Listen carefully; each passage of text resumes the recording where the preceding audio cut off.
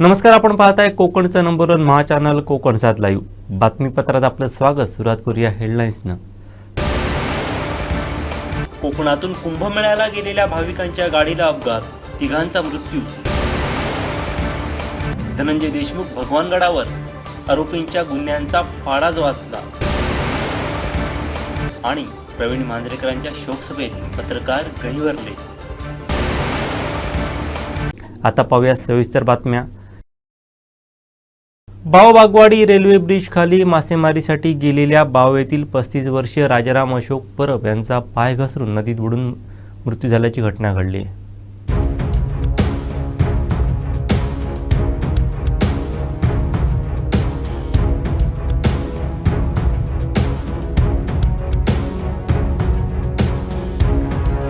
राजाराम परब याच्या पायाला वाळू लागली होती. ही वाळू धुण्यासाठी नदीपात्राच्या जवळ गेल्यावर त्याचा पाय शेवाळावरून घसरून ते पाण्यात पडले. वाचवा वाचवा असा आवाज दिला, मात्र सुधीर बावकर व नारायण राऊत हे मित्र त्या ठिकाणापासून थोडेसे दूर असल्यामुळे त्यांना येणं शक्य झालं नाही आणि राजाराम परब हे पाण्यात बुडाले. त्यांचा शोध घेण्यात आला, मात्र रात्री ते सापडले नाहीत. 1 फेब्रुवारीला दुपारी 3 वाजण्याच्या सुमारास त्यांचा मृतदेह सापडून आला. याबाबत पोलीस ठाण्यात खबर देण्यात आली आहे.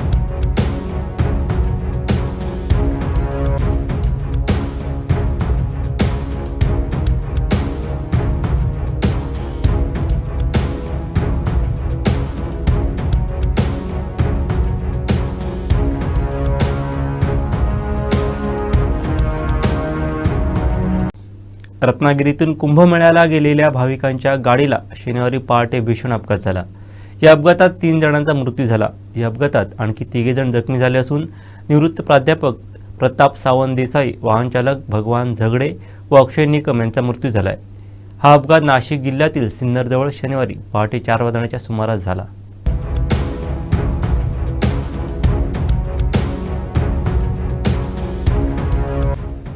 रत्नागिरीतील हे सर्व भाविक कुंभमेळ्यातील शाही स्नान आटपून इनोव्हा गाडीनं रत्नागिरीला परत येत होते.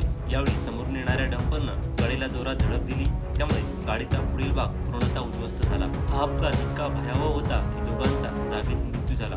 अक्षय निकम यांना रुग्णालयात दाखल करण्यात आल्यानंतर काही वेळानं त्यांचा मृत्यू झाला. महामार्गावरून प्रवास करणाऱ्या वाहन चालकांनी थांबून अपघातग्रस्तांना सहाय्य केलं.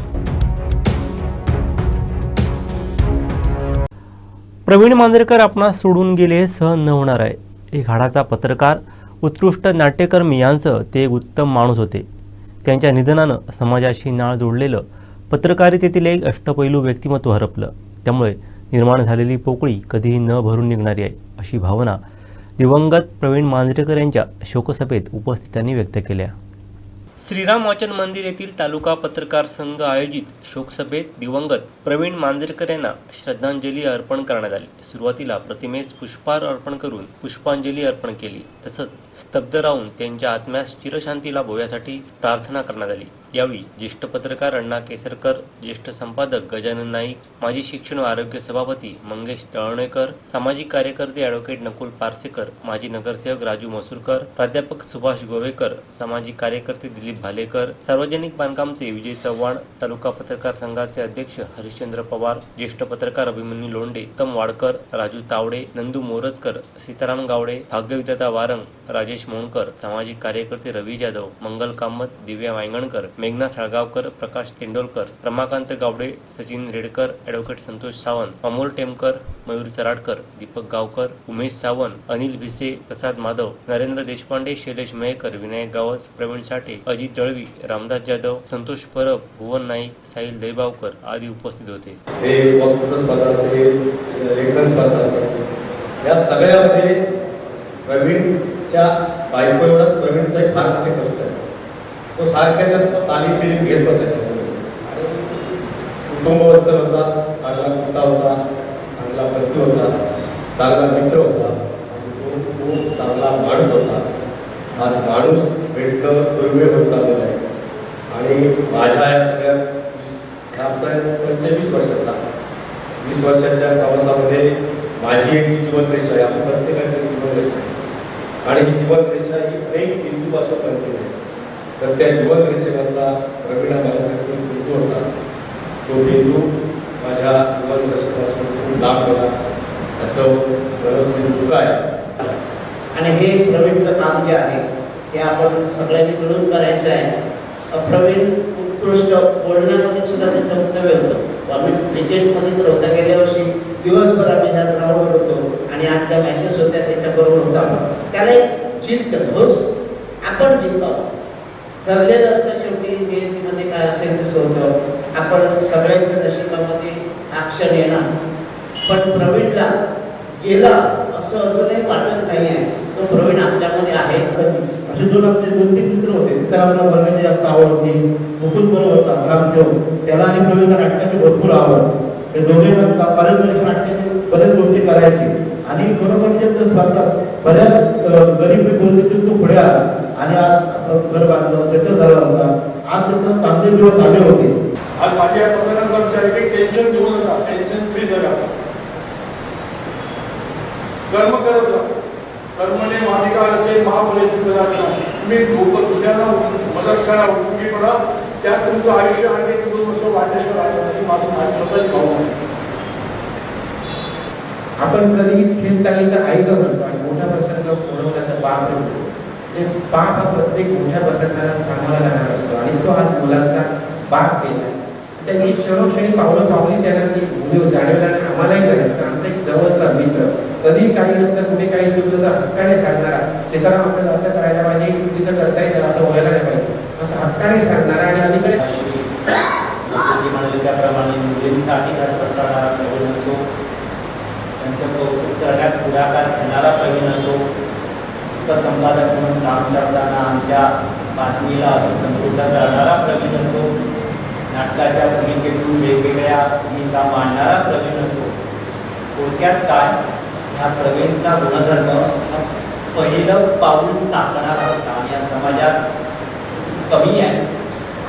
रस्त्यावरून जाताना आपण घटना बघतो, पण अपघात झाला तर पहिला थांबणारा माणूस महत्वाचा असतो. पहिलं पाऊल टाकणारा हा प्रवीण होता. खूप लेखन केलं, खूप नाट्य. एखादा अभिनेता गावात आला की आवर्जून तो मुलाखत घ्यायला पुढे असायचा आणि विविध विषयांवर लेखन केलं त्याने.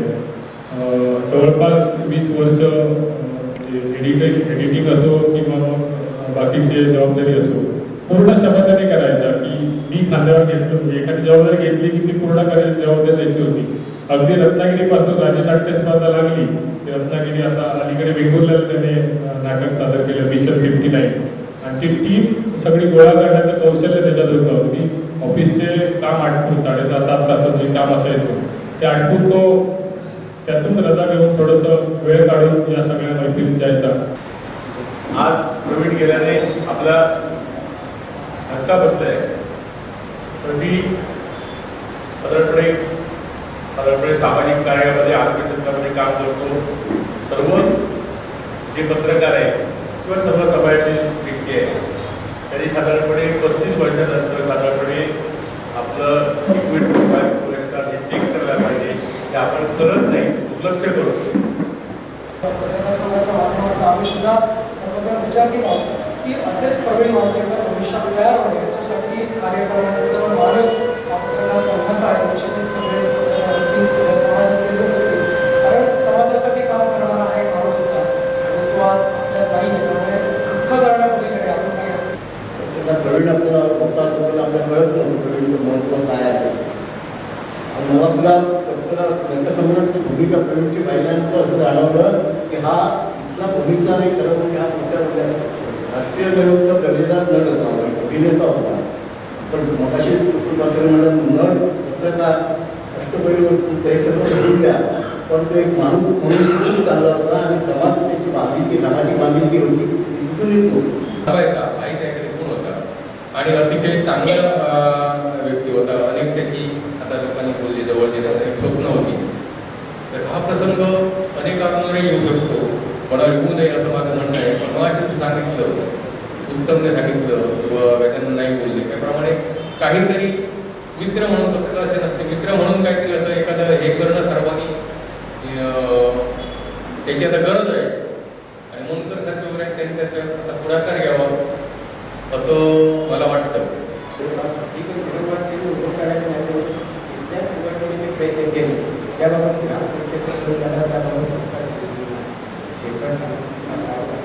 प्रमुख यांनी त्यासाठी जागा निवडून दिली.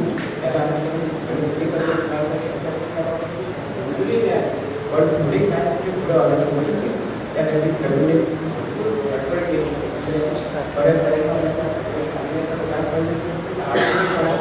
जाणवू लागले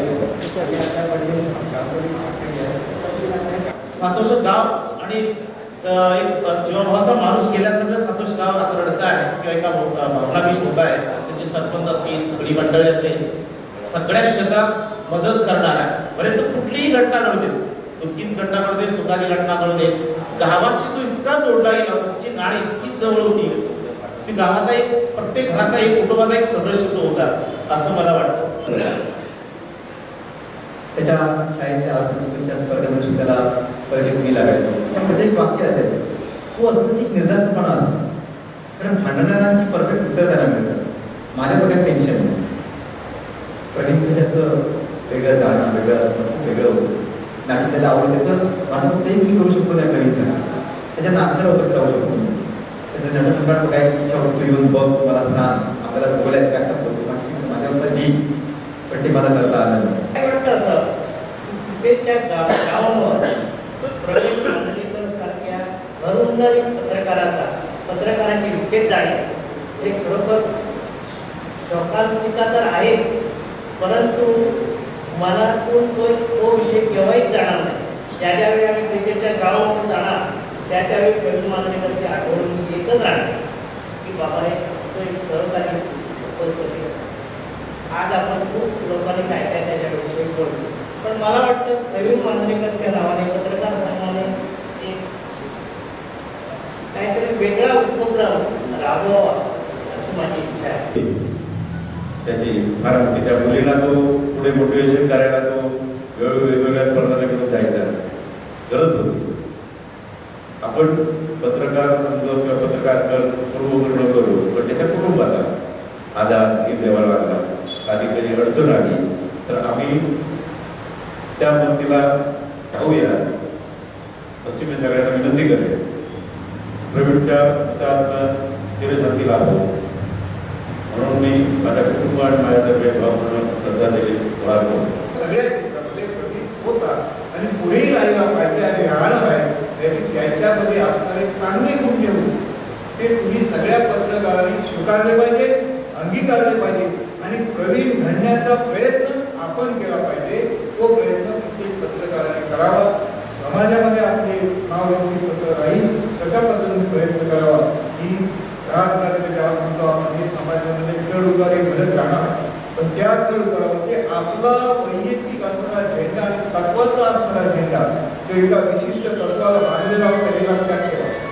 प्रवीणच्या पाठीमागे एक विशिष्ट तत्व होतं आणि त्या तत्वाने ध्येय चालत होतं. मग ते राज्यात असेल, देशात असेल, गावातल्या ग्रामीण भागातल्या शेतकऱ्याच्या मुलाचा असेल किंवा त्या ठिकाणी तो ज्या समाजाचा होता त्या समाजाचं क्षेत्र असेल. तसंच दिवंगत मांजरेकर हे एक चांगले अभिनेते, पत्रकार, निवेदक, परीक्षक, नाट्यकर्मी होते. त्यांचा वारसा पुढे जोपासण्यासाठी त्यांच्या स्मृतीप्रित्यर्थ वक्तृत्व स्पर्धा घेण्याचा आमचा मानस आहे, असे भावोद्गार पत्रकार संघाचे अध्यक्ष हरिश्चंद्र पवार यांनी काढले. मला महत्त्वाचं एक सांगायचं आहे की प्रवीण मांजरेकर एक चांगला अभिनेता, एक चांगला पत्रकार आणि किंबहुना त्याहीपेक्षा चांगलं संचालन त्याचं असायचं. या निमित्ताने म्हणजे त्याची आठवण कायमस्वरूपी राहावी, कायमस्वरूपी असे प्रवीण निर्माण व्हावे यासाठी आपण तालुका पत्रकार संघाच्या वतीने एक वक्तृत्व स्पर्धा घेण्याचा एक विचार सगळ्यांचा चालू आहे.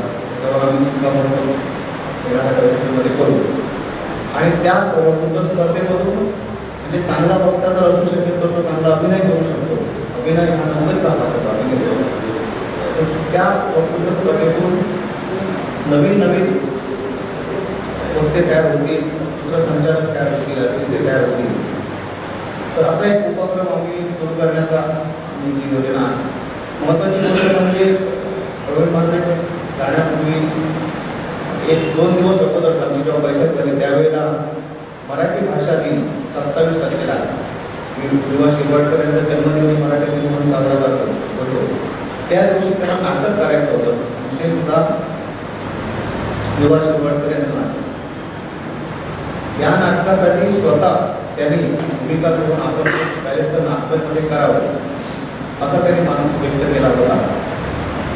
परंतु ते स्वतः ती भूमिका करत असल्यामुळे ते नाटक काय करता येणं शक्य नाही. परंतु आपण मराठी भाषा करण्याचा म्हणजे धावस वगैरे आमच्याशी बोललं तर त्या दृष्टीने ते सुद्धा आपण समजून तालुका पत्रकार संघाच्या वतीने करण्याचा आणि त्यांच्या कुटुंबाच्या कायमस्वरूपी पाठीशी राहण्याचा आमचा निर्धार आहे. आणि तसं मी या ठिकाणी तुम्हाला आवाहन सांगतो आणि आता ही सभा समाप्त झाल्याचं. संतोष देशमुख यांचे बंधू धनंजय देशमुख यांनी भगवानगडावर जात नामदेव शास्त्रींसमोर आरोपींच्या गुन्ह्यांचा पाढा वाचला. पाहूयात.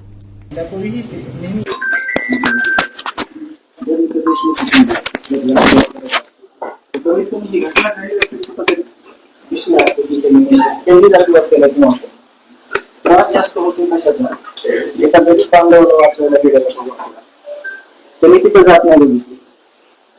एक आपला 22 वर्षापासून वंजारी समाजाचा जो आमचा माणूस आहे त्याच्यासोबत दुसरी पिढी आमची संपत आली.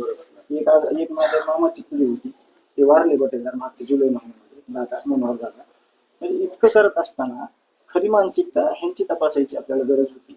ह्यांच्या गंभीर स्वरूपाचे गुन्हे हे ज्या ऑफिसमध्ये बसायचे हे ज्या गाडीत फिरायचे ह्यांच्यासोबत ज्यांचे फोटो आहेत त्या लोकांनी ह्यांची मानसिकता जर तपासली असती महाराज तर समाजात असे गोष्टी घडल्या नसतात. आपण तुम्हाला आवाज गेला नसेल तर सांगू इच्छितो की पहिल्यापासून भगवान बाबाला मानणारं कुटुंब आहे आणि संतोष अण्णाची शेती मुंडे परिवार करत होता. जातीय सलोखा पहिल्यापासून त्या गावामध्ये होता. ते आज हे सांगायला आलेले की आम्ही यापूर्वी ते किती वेळा गडावर आलेले त्याचे ते मोबाईल मध्ये फोटो दाखवलेले भगवानगडाचेच आहेत. भगवानगड त्यांच्या कायम पाठीशी राहील हे माझं आजची ग्वाही आहे आपल्याला. बाकी मग आम्ही बोलू. अजून एक बोलतो हे जे गुन्हे 40-50 हे आरोपीवर सगळ्या त्याच्या अपोजला हे तुम्ही बघायचा हे तुमच्या पोलीस प्रशासनाने प्रभारी अधिकारी पोलीस स्टेशन केस यांनी हे प्रमाणपत्र आपल्याला दिलेलं आहे. अख्ख्या गावाचे पण गुन्हे ह्याचे अर्धे पण नाहीत किंवा जे आहेत ते किरकोळ आहेत. शेतीचा वाद म्हणजे कुठंतरी काहीतरी थोडीफार किरकोळ अशा त्याचं प्रमाणपत्र पोलीस प्रशासनाने दिलेलं आहे. त्या डिपार्टमेंटने दिलेलं आहे मसाजोगला आणि गावाला 19 पुरस्कार या माध्यमातूनच मिळालेले आहेत सगळे. म्हणजे हे पण खूप महत्वाचा विषय आहे. कुठलीही गुन्हेगारी वृत्ती नाही. त्या लोकांचा आपल्याला कधी संबंध नव्हता आला. त्यांनी फक्त एकदा विचार करायला पाहिजे होता किंवा इतका 15 वर्ष सरपंच राहणाऱ्या माणसाला एकदा भेटा. आम्हाला मी इथं मुद्दा म्हणून काही राजकीय गोष्टी बोललो नाही. त्याचं कारण काय की हा राजकीय गोष्टी बोलायचा किंवा मला हे सुद्धा त्रास व्हायला हे आरोपीबद्दल सुद्धा ह्या गाडीवर बोलायचं. कारण का ह्यांचं हे कागदावर आलेलं काम आहे महाराज. ह्यांचे ह्या कागदामागची कामं जर सगळे तुम्ही शोधले किंवा आम्ही सांगितले दुसऱ्या ठिकाणी इथं नको ही बाबाची म्हणजे बाबाचं ठिकाण आहे इथं ह्यांच्यावर सुद्धा बोललो एवढं तर सुद्धा मला म्हणजे शहारे येईल. कारण इथं फक्त चांगल्या कामाचं म्हणजे शिदोरी घेऊन जाऊ शकतो आपण. मागच्या वेळेस तुमची भेट झाली नव्हती. आम्ही आलो होतो दर्शन घेतलं थांबलो आणि मला एकच उद्देश म्हणायचा की ह्यांची मानसिकता जर तपासली आरोपींना आम्ही माफ करणार नाही. आरोपीला आम्ही पाठीशी घालत नाही. आम्ही भगवान बाबाच्या जागेवर बसून आम्ही शब्द देतो तुम्हाला आरोपीच्या पाठीमागे भगवानगडने संतोष देशमुखच्या पाठीमागे आपला गड राहणार आहे. तुम्ही काही चिंता करू नका. तुम्ही गडाचेच आहे. फक्त कुठेतरी हा जो जातीय रंग दिलेला आहे तो आपण जर प्रेसला सांगितलं की हा जातीय रंग नाही नाही मी सांगतो त्याच्यावर म्हणजे मला आदरपूर्वक मी सांगतो इथं जातीचा रंग कोण द्यायलाय प्रामुख्यानं हे सगळ्यांना लक्षपूर्वक आहे का. ज्याला ह्या आरोपीची बाजू घ्यायची त्यालाच फक्त जातीवादाचा अंश यायलाय. बाकी तर आम्ही दाखवलंय. दीपक काका आमच्या जिल्ह्याचे सुपुत्र आहेत. 1000 मुलींच्या पुढे ते अनाथ मुली तिथं सांभाळ करतात. दत्ता भाऊ आहे ते HIV ग्रस्त म्हणजे शेकड्यावर मुलं तिथं सांभाळतात. विधवा महिला तिथं ज्या म्हणजे त्यांना कुणी आसरा देत नाही किंवा ज्यांचं काही कुणी नाही त्यांना सांभाळतात. म्हणून या आडून जर कुणी करत असेल तर ते खरे जातीवादी. त्यांना तिथं तुम्ही लगेच सांगा की तुम्ही ह्याची बाजू घ्यायचं काही कारण नाही. कारण का बऱ्याचशा गोष्टी हे सगळं पुढे जात असताना त्या सुद्धा आमच्याकडे आलेल्या आहेत. पण आम्ही शहानिशा केल्याशिवाय तुम्हाला बोलणं उचित नाही. भगवानगडाला मानणार ऐका भगवानगडाला मानणारं कुटुंब आहे. यापूर्वी ते भगवानगडावर येत होते. त्यांचे अनेक वेळाचे फोटो त्यांनी मला दाखवले आणि जे आरोपी आहेत त्यांची पार्श्वभूमी असणारे पुरावे त्यांनी या ठिकाणी दिलेले आहेत. ते अजूनही ते सांगतायत. पण याच्यामध्ये धनंजय यांचं म्हणणं असं आहे की याला जातीवाद न देता जे कोणी आरोपीची बाजू घेणार आहे ते खरे जातीवादी आहेत. आम्ही अजून काही बोलायचं असेल तर अजून 2 शब्द ते बोलतील. भगवानगड हा कायमस्वरूपी संतोष देशमुखच्या आणि धनंजयच्या पाठीमागा आहे आणि सदैव राहील. त्यांनी हे सांगितलेलं की आम्ही गडाला मानणारे गडाचे शिष्य आहोत. अनेक वेळा गडावर येऊन गेलेलो आहोत. फक्त आज आरोपी जे आहेत त्यांची खरी पार्श्वभूमी काय आहे, त्यांच्यावर किती गुन्हे आहेत हे दाखवण्यासाठी त्यांनी आरोपीचं गुन्हेगाराचं प्रमाण या ठिकाणी आणलेलं आहे. आणि संतोष अण्णांनी किती चांगलं काम केलेलं आहे, त्यांच्या ग्रामपंचायतीला किती पुरस्कार आहेत त्यांचं त्यांनी सर्टिफिकेट या ठिकाणी आणलेलं आहे. भगवानगड हा त्यांच्या पाठीमागा आहे. ते मूळचे बाबाचेच आहेत. ते मला आज कळालेलं आहे. बाबाला मानणार आहेत आणि त्यांची जी जमीन आहे ते 3 पिढ्यापासून वंजारी कुटुंब करते. म्हणून जातीवाद न करता खऱ्या आरोपीला शिक्षा व्हावी हे या भगवानगडाच्या गादीवर माझं सांगणं आहे. याच्या अतिरिक्त जे काही आहे आम्ही बसून बोलू आणि त्यांना 2 घास खाऊ घालू, भगवान बाबाचा प्रसाद खाऊ घालू, जेणेकरून त्यांच्या आत्म्याला शांती मिळेल, मुलीला शांती मिळेल. तोपर्यंत आपण सगळ्यांनी लांब राहावं एवढंच माझं म्हणणं आहे. जर काही विचारायचं असेल तर धनंजय या ठिकाणी त्यांना बोलू द्या. याच्यात बाबा प्रत्येक क्षेत्रातला माणूस आपल्याला, जसं की तुम्ही आता इथून संप्रदायाचं तुम्ही सांगितलं, तसंच राजकीय लोक याच्यात आहेत या न्यायाच्या भूमिकेत, सामाजिक आहेत, संप्रदायातले आहेत. तर ते जर कुठं न्यायाच्या भूमिकेत असले आणि त्यांना जर कोणी जातीवादी म्हणत असेल तर तो एक विषय चांगला गांभीर्यानं लक्षात घ्या. पहिल्या दिवसापासून आतापर्यंत विविध लोकप्रतिनिधी आहेत, जिल्ह्यातलेच नव्हे तर जिल्ह्याच्या बाहेरचे, अख्ख्या महाराष्ट्रातले सगळे लोकप्रतिनिधी, तुमची पोलीस यंत्रणा सगळी या न्यायाच्या भूमिकेत आहे आणि न्याय मागत आहे. तर त्याच्यामध्ये त्या लोकप्रतिनिधीला जर जातीवादी म्हणण्यात आलं तर मग न्यायाच्या दिशेने येणारे ते लोक परत येतील का न्यायाच्या भूमिकेत? नाही येणार. तर ती सुद्धा गांभीर्यानं दखल घेणं गरजेचं आहे. हे पहिल्या दिवसापासून आज 54 दिवसापर्यंत जे लोकप्रतिनिधी आहेत, जिल्ह्यातले नव्हे तर सगळ्या बाहेरचे, हे देशमुख कुटुंबियाच्या न्यायात आहेत. त्यांना देखील न्याय मागतायत, त्यांना देखील तुम्ही चुकीचं ठरवलं नाही पाहिजे अशी माझी विनंती आहे. 1-2 शब्द वैभवी बोलेन तुम्हाला. जातीवाद न करता सामाजिक सलोखा कायम राहावा यासाठी देशमुख कुटुंब आपल्या गडावर आलेलं आहे. काही बोला. बाबा, आज तुम्ही महंत आहेत, महाराज आहेत, तर गुरु आहेत आमचे. म्हणजे तुमचा आज दर्जा खूप मोठा आहे. आज तुमच्या पुढे मी खूप लहान आहे. फक्त मला एवढं वाटतं की जसं तुम्ही म्हणलात, एका चापटीचं जर त्यांची मानसिकता तशी झाली आणि त्यांनी माझ्या वडिलांची हत्या केली. आज माझ्या वडिलांच्या अंगावर, आज आम्ही फक्त न्यूजला ऐकतो की त्यांच्या अंगावर इतके वार झालेत. त्यांची अशी एकही अवयव नाहीये की तो शाबूत होता. त्यांचे जर आता मी घरीच ते ऐकलं की त्यांचे फक्त अस्थिमध्ये 3 हाडं निघतायत. तर म्हणजे आमची आज मानसिकता काय असेल? ते ज्यांचे फोटो आहेत ते आज आम्ही आज सुद्धा बघू, म्हणजे ते आम्हाला बघू वाटत नाहीये. त्याचं इतकं दुःख आहे. फक्त म्हणजे मला एवढं वाटतं की जे तुम्ही आमचे जे विचार होते किंवा माझ्या वडिलांची हत्या कशी झाली, त्याच्या मागचं कारण काय, ती घटना कशी, जशी मगाशी तुम्हाला चाचाने सांगितली, तेवढंच तुम्ही आमचं म्हणजे एकदा ऐकून घेतलं पाहिजे होतं आणि नंतर तुमचं जे वक्तव्य ते मी करायचं. काहीही बोललेलो नाही. मी तुमच्या पाठीमागा आहे. हा जो समाजातला प्रकार आहे, हे वाईट लोकांनी केलेले काम आहे. तुम्ही जर भगवानगडाची शिष्या, तुम्ही तुमच्या बाजूने, मसाजोग केस तालुका हा बाबाला मांडणार आहे. अनेक वेळा दौरे झालेले, म्हणून कदाचित माझ्या बोलण्याचा गैरसमज झाला असेल. तुम्ही मला गुन्हेगाराचं जे काही गुन्हे दाखवलेले ते आणून दिलेलं आहे. मी गुन्हेगाराच्या पाठीमागं नाही, फक्त इतर लोकांनी त्याचा अर्थ चुकीचा केलेला आहे. बाबा, आम्हाला पण तेच वाटतं की जे ही वृत्ती आहे जी गुन्हेगारीची आहे, त्याच्यामुळे आज माझ्या वडिलांची हत्या झाली आहे. फक्त ती जी वृत्ती आहे ती आपल्याला बाजूला काढायची आणि आमचं म्हणणं हे आहे की आरोपींचं ज्यांना समर्थन करायचं त्यांनी निश्चित करा. आम्ही त्यांच्या बाबत काही बोलत नाहीयेत, पण याच्यामध्ये कुठं जातीवाद आणतायत आणि ज्यांना आरोपीची पाठराखण करायची तेच जातीवाद काढतायत. माझ्या वडिलांनी, जसं मला समजतंय तसं माझ्या वडिलांनी कोणताच जातीवाद केला नाहीये. आता सगळं चाचाने सांगितलं की आमचे शेतकरी सुद्धा हे वंजारी हेच आहेत, त्यांचं सुद्धा आडनाव मुंडेच आहे. पण आम्हाला एक असं याची खंत वाटते की जो माणूस जसं दलितांना वाचवण्यासाठी गेला, त्यांनी कधी जातीवाद न केला त्याच्यामध्ये न्याय मिळवण्यासाठी असे वेगवेगळे फटका फुटतात. आमचं एकच म्हणजे आज आम्हाला इतकं दुःख आहे, आमचं गाव सुद्धा या दुःखातून सावरू शकलं नाही, पण तरी पण आज आम्ही त्यांच्या न्यायासाठी झुंजतो. कारण की त्यांच्यावर जो अन्याय झालाय, म्हणजे आता प्रश्न पडतो की कोणाला वाचवायला जाणं हा पण आपला गुन्हा आहे का? म्हणून ही जी घटना घडली आहे ती नंतर घडून यासाठी आम्ही फक्त न्याय मागतोय. आमची अपेक्षा हीच आहे की आम्हाला लवकरात लवकर न्याय मिळाला पाहिजे. भगवानगड आपल्या पाठीशी आहेत. मी भगवान बाबाला प्रार्थना करतो लवकरात लवकर फास्ट ट्रॅकवर न्याय मिळावा आणि मुलीला सांत्वना मिळावी. भगवानगड हा कायमस्वरूपी त्यांच्या पाठीशी उभा राहील. आरोपीचं कधीही समर्थन करत नाही. त्यांनी पुरावे आणलेले की आरोपीवर किती गुन्हे दाखल झालेले आहेत.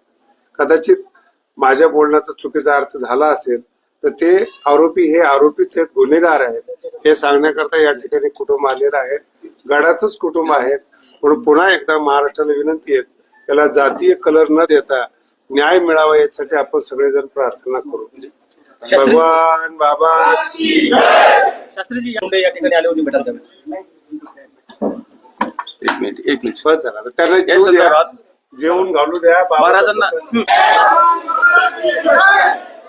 शक्तीपीठ महामार्गाबाबत मुख्यमंत्री देवेंद्र फडणवीस यांनी मोठं विधान केलंय. काय म्हणाले देवेंद्र फडणवीस पाहूयात. गडचिरोलीमध्ये एका सभापतीची पोलीस खबऱ्या म्हणून हत्या करण्यात आलेली आहे. एक माजी सभापती आहेत, त्यांची हत्या करण्यात आलेली आहे आणि त्या ठिकाणी जो काही कागद माओवाद्यांनी ठेवला आहे त्यात पोलिसांच्या खबऱ्या असल्याबद्दल त्यांच्यावर आरोप करण्यात आलेला आहे. या संदर्भात पोलीस काम करतायत. साधारणपणे कोणी केलं असेल याचा अंदाज त्यातनं येतो आहे आणि निश्चितपणे त्यांच्यावर कारवाई ही केली जाईल. आज गडचिरोलीमध्ये एक प्रकारे माओवादी निराश झालेले आहेत, कारण सातत्याने माओवादी सरेंडर करतायत.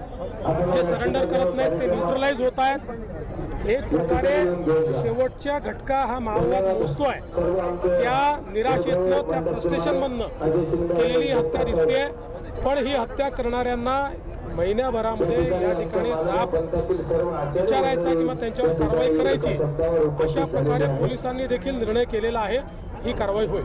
रेल्वे बजेटचे रेल्वेसाठीचे बजेट दिले महाराष्ट्रात अर्बन सेवेसाठी 2000 कोटी दिले आणि बुलेट ट्रेनसाठी मात्र 4500 कोटी दिले आहेत. दरवर्षी अर्बन सेवेकरता निधी महाराष्ट्राला मिळतो. दरवर्षी मिळालेला हा निधी आहे. बुलेट ट्रेन करता फक्त कन्स्ट्रक्शनचा निधी मिळतो, त्यामुळे तो 4000 कोटी आहे. मला असं वाटतं की थोडं डोकं लावलं आणि समजून घेतलं तर या गोष्टी समजू शकतात. पण विरोधकांना तर समजायचं.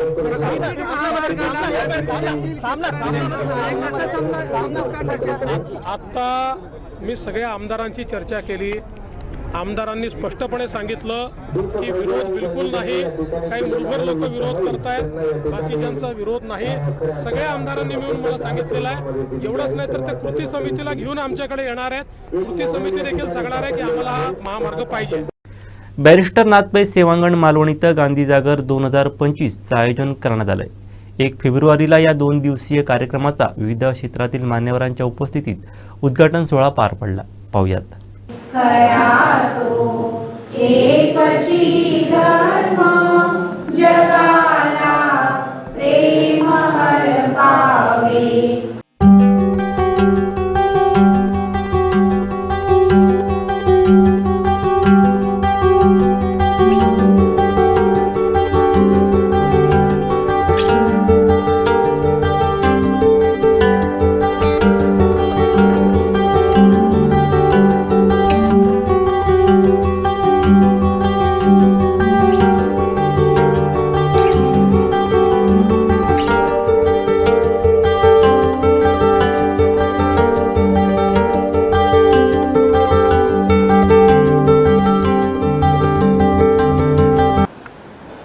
बॅरिस्टर नाथपै सेवांगण ही जी संस्था आहे, ही संस्था ज्या विचारांचा वारसा सांगते तो वारसा आपल्या सगळ्यांना माहित आहे की महात्मा गांधी सांगितली.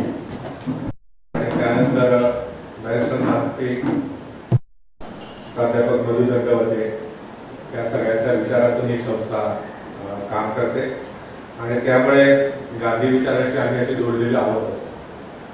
परंतु आपण 2 वर्षापूर्वी ज्यावेळेला महात्मा गांधीची 150वी आपण साजरी केली आणि त्याच वेळेला मधु दंडवते यांची जन्मशताब्दी ही आम्ही साजरी केली. मधु दंडवते यांचं जे आत्मचरित्र आहे ते शेवटी त्यांनी लिहिलं. त्याच्यामध्ये शेवटी त्यांनी अशी खंत व्यक्त केली होती की आपण गांधीला विसरत चाललो आणि गांधीचं राजकारण विसरत चालतं ही आमच्या पिढीची सर्वात मोठी शोकांतिका आहे असं ते म्हणतात. तर त्यावेळेला त्यामुळे आम्ही म्हटलं की या दृष्टीने आपण जर काम करायला पाहिजे तर गांधी विचाराचं काम लोकांपर्यंत गांधी पुन्हा समजून सांगणं वेगवेगळ्या पद्धतीने आवश्यक आहे. त्याचबरोबर त्याच निमित्ताने आपल्यालाही गांधी वेगवेगळ्या पद्धतीने समजून घेणं आवश्यक आहे. तर या दृष्टीने आम्ही हा कार्यक्रम करायचा ठरवला. मागच्या कार्यक्रमालाही चंद्रकांत वानकडे, वीरेंद्र टकले सगळे मान्यवर होते. खूप चांगला कार्यक्रम झालेला होता आणि त्यावेळेपासून लोकांचं म्हणजे म्हटलं की पुन्हा आपण कार्यक्रम घेऊ वेगळे विषय. अर्थात गांधी हा विषय एवढा व्यापक आहे की त्याचे अनेक पैलू आहेत आणि कितीही वर्ष घेतले तरी आपण वेगवेगळे पैलू समजून घेण्यासाठी प्रयत्न करू शकतो. तर अशा दृष्टीने हा कार्यक्रम आपण आयोजित केलेला आहे आणि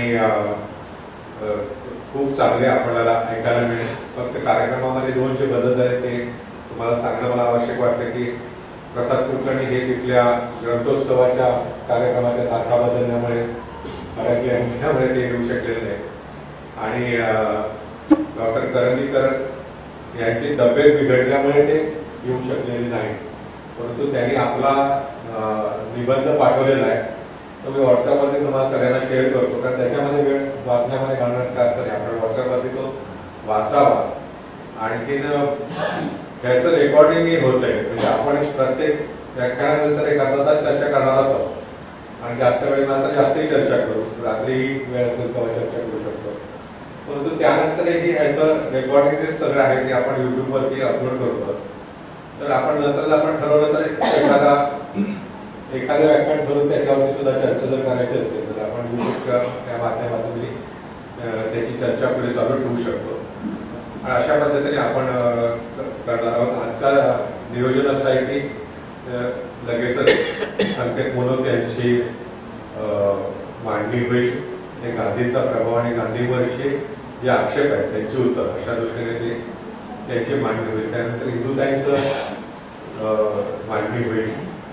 गांधी जगलेली माणसं हे नंतर आपलं लंच सेशन होईल आणि लंच झाल्यानंतर मग दुपारची पूर्ण वेळ ही किशोरबाईंसाठी गांधी धर्म आणि धर्मनिरपेक्षता हा खूप महत्त्वाचा विषय आहे. त्याच्याबद्दल आपल्यालाही सगळ्यांना ऐकायला खूप आपण उत्सुक आहोत. आणखी त्याची सविस्तर मांडणी व्हावी असं वाटतं. तर ती सगळी मांडणी होईल त्याची चर्चा आहे. तसा आजचा दिवसाचा कार्यक्रम आहे की ज्या व्यक्तीला आपण व्यक्ती म्हणून विचार म्हणून ठिकठिकाणी पोहोचायला पाहिजे होतं पोहोचलो नाही आपण करत आहोत.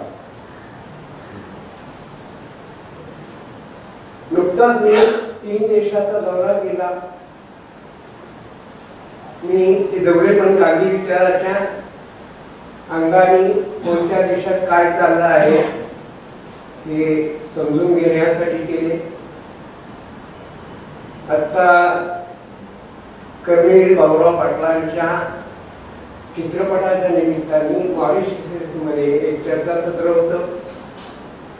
ते चर्चासत्र गांधी विचाराच्या प्रांगणात होतं. म्हणजे आपल्याकडे जेवढा गांधीचा विचार होत नाही तेवढा त्या देशात होतो. म्हणजे मॉरिशस मध्ये गांधी इन्स्टिट्यूट याच नावाने संस्था चालवली जाते. मराठी भाषेच्या अभ्यासापासून सांस्कृतिक विकासापर्यंत जवळजवळ 30 ते 35 एकरात मॉरिशस सरकार गांधीजीच्या नावाने सध्या काम करत आहे. केवळ गांधीजीच्याच नावाने नाही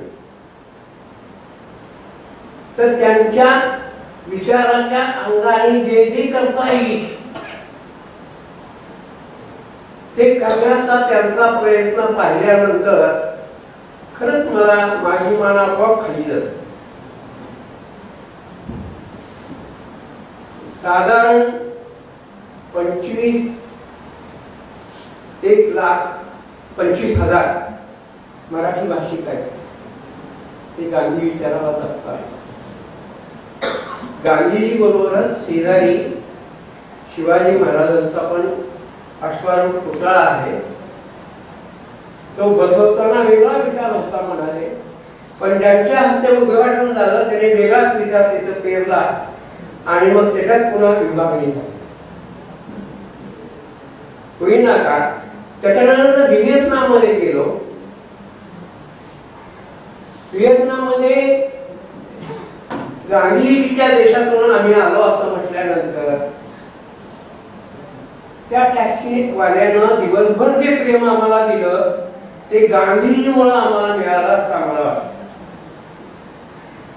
म्हणजे व्हिएतनाम मधला आमचा 13 दिवसाचा व्यवहार हा गांधीजींच्या विचाराने सुरू झाला. तिथे त्या टॅक्सीवाल्याने जो व्यवहार केला आमच्याशी रिक्षावाल्याने केला आणि जिथं उतरलो होतो त्या माणसाने गांधी या एका 2 वळी आमच्या जीवनामध्ये पुन्हा आम्हाला जागं केलं की तुम्ही अशा माणसाच्या देशातून आलेले आहात की आम्ही तुमच्या पायाला वंदन करतो. ही दृष्टी कुठे? आणि गांधी गेल्यानंतर पुन्हा पुन्हा पुतळ्यावर उभ्या मार, जयंती पुण्यतिथीला शिव्या दे, ही संस्कृती कुठे?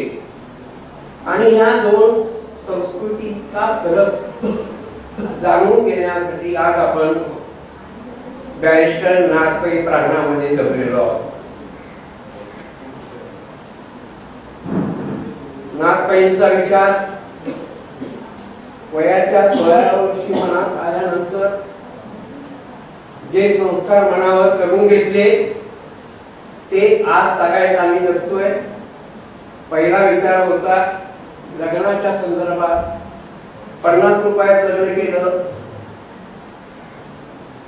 त्यामुळं काय झालं की माझ्या दोन्ही मुलांना मस्तपैकी शिकवता आलं. ते त्यांच्या पायावर उभ्या राहिल्या. कर्ज फेडण्याची व्यवस्था आमच्याकडे नव्हती घरात, म्हणून 50 रुपयात केलं. ते सगळ्या या समाजवादी मंडळांच्या विचारांमुळे ते लग्न केलं. यशमानाने मला विचारलं की या मुलीशी लग्न करणार का?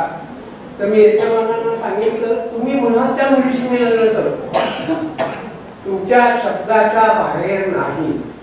हा जो विचार आहे याच विचाराला धरून आपल्याला गांधीजींच्या संपूर्ण त्यांच्या आयुष्या संकल्पनेचा आणि बाकीच्या गोष्टीचा आपल्याला विचार करावा लागणार आहे. गेली 5-6 वर्ष मी याच कामात गुंतवून घेतलेले आहे आणि विशेषतः माझ्या सभासारखी काही मुलं आली असतात ती सगळी 40 वर्षाच्या आतली आहे. पुस्तकं वाचतात, गांधी समजून घेतात आणि आपलं कुठं चुकलंय ते पण समजून घेतात. हाच विचार आज या व्यक्तीला आपल्याला करायचा आहे. आपण सगळ्यांनी आता आपल्याला आजही असं वाटतं की गांधीजी विचाराशिवाय आपल्याला पर्याय नाही आणि हा पर्याय नाही एवढंच असं उद्गार काढून चालणार नाही. आपल्याला आता प्रत्यक्षात मैदानात उतरावं लागणार आहे. वर्तमान अतिशय वाईट आहे, अतिशय वाईट होतं. एक भाषण आता ऐकलं मुंबईत, तर ते ऐकल्यानंतर असं वाटलं की आपण कुठल्या युगात वावरतो. हा युग नवा युग धर्म समजून घेऊन त्याला गांधी विचाराची जोड द्यावी लागणार आहे. ती देऊया. आपल्या समोर मला बोलण्याची संधी वकील साहेबांनी दिली. तसा मी या प्रांगणात अनेकदा आलो. येत राहतो. मनाला असं वाटतं की आपल्याला मानवाला जायचं, येत राहतो, विचार करत राहतो. तसा विचार आपणही सर्वांनी आता यापुढे केला पाहिजे. ही अतिशय महत्वाची गोष्ट आहे. नाहीतर लोकशाही आपल्या हातातून कधी निघून जाईल सांगता येत नाही. आता त्याच वाटेवर आहे ती मंडळी सगळी.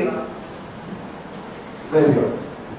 आजच्या ह्या कार्यक्रमाला उपस्थित असलेले आदरणीय महावीर भाई जुले सर यांच्या संस्थेच्या वतीने मी या ठिकाणी आभार व्यक्त करतो त्यांच्या प्रती. तसंच आदरणीय किशोर बेडकिहा सर ही या ठिकाणी उपस्थित आहे, त्यांच्याही प्रती आभार व्यक्त करतो. तसेच आदरणीय अरविंद पाटकर सर यांच्याही प्रती आभार व्यक्त करतो.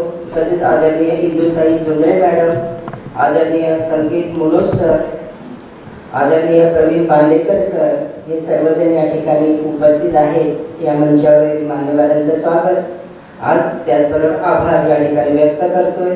आणि तसंच आमच्या संस्थेच्या कार्यकारिणीचे मान्यवर सदस्य या ठिकाणी आदरणीय Jagdish Nalawade sir, advocate Sandeep Nimbalkar sir, Mangaltai Parolekar sir, Parolekar ताई तसंच आमचे कोषाध्यक्ष शैलेश खंडाळेकर सर या ठिकाणी उपस्थित आहेत. यांच्याही प्रती एक आदराचा भाव व्यक्त करून आजच्या हा कार्यक्रमाचं जे पहिलं पुष्प आहे ते आमचे आदरणीय संकेत मुनोज सर यांचा आहे. विषय आपल्या समोर आताच आमच्या अध्यक्षाने ठेवला की गांधीजींचा प्रभाव आणि समज व गैरसमज, गांधी प्रभाव व समज गैरसमज या विषयावर त्यांचं या ठिकाणी विचार व्याख्यान होणार आहे. त्यांची छोटीशी ओळख, त्यांची ओळख भरपूर आहे, 3-4 पानांची.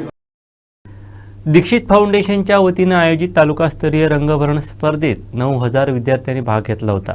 तसंच निबंध स्पर्धेत माध्यमिक शाळेच्या मुलांनी सहभाग घेतला होता.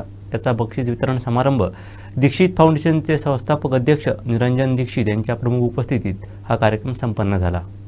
यावेळी माध्यमिक शिक्षकांकडून प्रसाद बागवे, प्राथमिक शिक्षकांमधून धर्मराज जोरात यांना आदर्श पुरस्कार दीक्षित फाउंडेशनच्या वतीने देण्यात आले. तसंच संस्था पुरस्कार विद्या विकास मंडळ जामसंडे व नवलादेवी शिक्षण प्रसारक मंडळ सौंदाळे यांना प्रदान करण्यात आले. कार्यक्रमाचा प्रास्ताविक शैक्षणिक विचार मंचचे अध्यक्ष नारायण माने तर आभार माधव यादव यांनी मानले. या कार्यक्रमाचं सूत्रसंचालन संजय गोगटे यांनी केलं. आज दीक्षित फाउंडेशनतर्फे ज्या स्पर्धा घेण्यात आल्या तालुकास्तरीय तालुक्यात जवळ तालुक्यामध्ये लहान म्हणजे प्राथमिक शाळेपासून माध्यमिक शाळेपर्यंत विद्यार्थ्यांसाठी रंगभरण आणि चित्रकला स्पर्धा घेण्यात आल्या. आणि त्याच्यामध्ये ज्या निबंध स्पर्धा याच्यामध्ये जे बक्षीस होते त्यांचा बक्षीस वितरण कार्यक्रम होता. त्याचबरोबर त्यांनी यावेळी 2 शिक्षक, एक प्राथमिक शिक्षक आणि एक माध्यमिक शिक्षक अशा 2 शिक्षकांना आदर्श शिक्षक पुरस्कार दिला. आणि 2 शैक्षणिक संस्था त्यातल्या सौंदर्याच्या नवलाई शिक्षण संस्था आणि आमची संस्था विद्या विकास मंडळ या 2 संस्थांना संस्था पुरस्कार दिला. दोन्ही हे सगळे कार्यक्रम आता संपन्न झाले. दीक्षित फाउंडेशनचे निरंजन दीक्षित यांच्या कल्पनेतून त्यांनी काय केलं, या तालुक्यातल्या शैक्षणिक प्रगतीसाठी किंवा शैक्षणिक सगळ्या ज्या गोष्टी करायच्या आहेत त्याच्यासाठी शैक्षणिक विचार मंच स्थापन केला गेल्या वर्षी. आणि त्या विचार मंचातर्फे त्यांच्या आईवडिलांच्या स्मृतीप्रीत्यर्थ हे कार्यक्रम करत असतात. त्यातून हे आता हा कार्यक्रम वेगवेगळ्या क्षेत्रामध्ये ते संगीताच्या ह्याच्यात आपल्याला माहिती आहे की ते संगीताच्या सुद्धा स्पर्धा घेतात, संगीताच्या ह्यांना प्रोत्साहन देतात. असं नाही केलं, क्रीडा ह्याच्यात आहेत. वाड्याच्या हायस्कूलला दिला, त्या हायस्कूलला दिला मतदानपणा त्यांच्या वर्षी गावात आणि वाचनालयाचे आत्ताच त्यांनी नुकतंच एक त्या मंदिराच्या बाजूला एक स्वच्छतागृह होतं. त्यापैकी एक सर्व स्वच्छतागृह टाकलं. त्याच गावात एक खुर्चीला स्मशानभूमीचं काम आता संपूर्ण होतं, तेही झालं आहे. असे अनेक उपक्रम त्यांच्या दीक्षित फाउंडेशनतर्फे त्यांचे घेतलेले केलेले हे सगळे सामाजिक दृष्टिकोन ठेवून लोकांना गरजेसाठी जे उपयुक्त आहे ते करत असतात. त्याबद्दल आता त्यांना धन्यवादच द्यायला पाहिजे. दीक्षित फाउंडेशन 2017पासून देवगड तालुक्यात कार्यरत आहे. 15 साली शेठ मंगा हायस्कूलला संगणक कक्षाला आम्ही थोडी आर्थिक मदत केली. नंतर गोष्टी शाळेतल्या लायब्ररीकरता आम्ही आर्थिक मदत केली. विविध ठिकाणी शाळांमध्ये उपक्रम चालू असतात. त्याच्या डिजिटल क्लासरूम असतील, काही नवीन प्रकारचे बेंचेस असतील किंवा अजून काही खेळांगणाविषयी सुविधा असतील किंवा शैक्षणिक दृष्ट्या मदत करताना ज्या विद्यार्थ्यांना आर्थिक क्षमता थोडीशी कमी आहे त्या विद्यार्थ्यांना थोडं शैक्षणिक साहित्य वाटप असेल किंवा आपली संगीत स्पर्धा असेल किंवा आता आमच्या कृषी गावातच स्वच्छतागृह जसं आता अजितरावांनी सांगितलं तसं असेल किंवा भविष्यात घडणारा तिकडची अद्यावत स्मशानभूमी असेल, अशा सर्व संपन्न उपक्रमातून दीक्षित फाउंडेशन पुढे वाटचाल करू इच्छित आहे. दीक्षित फाउंडेशन देवगड तालुक्यातच संपूर्ण काम करतं. त्यांचं टार्गेटच देवगड तालुक्यात, देवगड तालुक्याबाहेर काहीच काम करत नाही. तर देवगड तालुक्यापर्यंत त्यांची पुढे पण येणाऱ्या काही वर्षात काही संभाव्य मनात त्यांच्या योजना कल्पना आहेत, त्या कशा अंमलात येतात त्यांच्या ते प्रयत्नशील आहेत. अजितरावांसारखं मार्गदर्शन आणि बाकी सर्व सहकाऱ्यांच्या मदतीने पुढेही अशीच वाटचाल चालू राहावी ही दीक्षित फाउंडेशनची इच्छा आहे. शेवटी ठळक घडामोडी पुन्हा एकदा. कोकणातून कुंभमेळ्याला गेलेल्या भाविकांच्या गाडीला अपघात, तिघांचा मृत्यू. धनंजय देशमुख भगवानगडावर, आरोपींच्या गुन्ह्यांचा पाडाच वाचला. आणि प्रवीण मांजरेकरांच्या शोकसभेत पत्रकार गहिवरले. बातमीपत्रात वेळ झाली ते थांबण्याची. पाहत राहा बदलत्या कोकणचा बुलंद आवाज. कोकणचा नंबर 1 महा चॅनल कोकण 7 लाईव्ह. धन्यवाद.